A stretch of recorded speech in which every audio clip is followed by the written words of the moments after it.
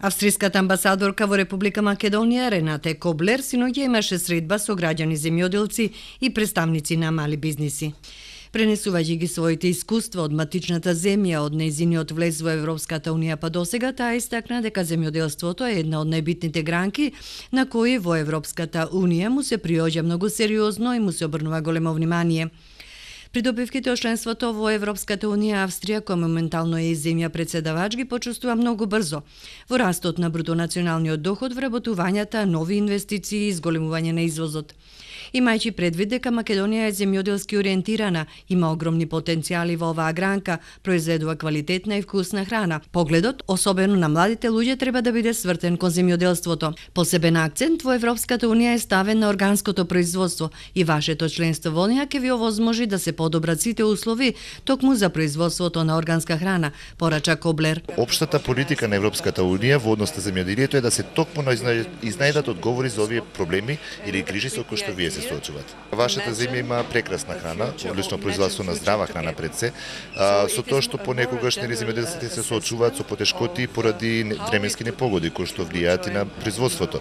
Токму затоа и Европска унија е тука да ја пружи таа помош за да се надминат овие потешкоти и во таа насока се одвиваат и сите дискусии. За да се стигне до европските фондови, треба да се имаат квалитетни проекти, а во овој процес значајна улога треба да има и државата во обезбедување на потребната инфраструктура, достапни информации и обуки во земјоделството. Тие треба да бидат насочени кон зголемување на квалитетот во производство за сметка на квантитетот. Во таа насока, порача Коблер, малите производители треба да се здружуваат, да си помагаат едни со други, но и да ги користат искуствата на големите производители. За да се биде конкурентен на пазарот за здрава храна, најбрзо мора да се започне со процесот на сертификација на здрава храна. Во истата насока беа и укажувањата на раководителот за политички прашања на Канцеларијата на Европската унија, Лукаш Колун, истакнувајќи дека земјоделците со помош на државата треба да ги најдат најлесните начини до европските структурални фондови.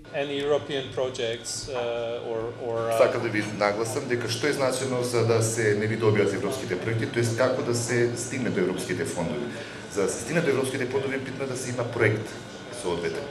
Значи, проектот треба да го покаже, да ја покаже економската патека како да се стигне до тој успех кој што вие планирате да стигнете и како да се стигне до безбедност на таков начин. Значи, тука е битно да се свати дека се многу е битно ова како елемент за евалуација на проектите за да се доби. Во рамките на ИПАР програмата станува збор за сектор кој што нуди поддршка на токму вакви области кои што патат од депопулација или има иселување на населението од X причини. На средбата своји искуства во чекорите да се стаса до овие фондови ги презентираше Самуил Пајмаковски, собственик на фирма за сушење на овошје и зеленчук. Потребна беше макотрпна работа и обемна документација за да се направат почетните чекори, истакна Пајмаковски. Да ни дадат понуда со точно наведени параметри кои ги бара опасството од ИПАР. Огромна енергија се троши за остварување на контакт со тие производители, бидејќи најголемиот дел од нив се опрема која е доста скапа, ја продаваат и е недостапна за мали фирми како нас со мал капацитет.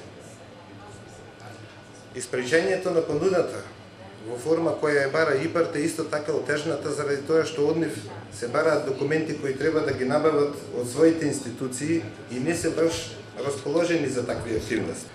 Голем дел од овие фирми бараат и авансирано плаќање со рокови на испорака кои излегуваат надвор од временскиот лимит, кој е дефиниран во правилникот на ИПАР. Не можеме да најдеме стабилна цена со договор на годишно ниво, бидејќи странските компании бараат годишно ниво цена на сушен производ. Членството во Европската унија ќе овозможи полесни начини до пристап на потребните средства, порачаа представниците на Европската унија.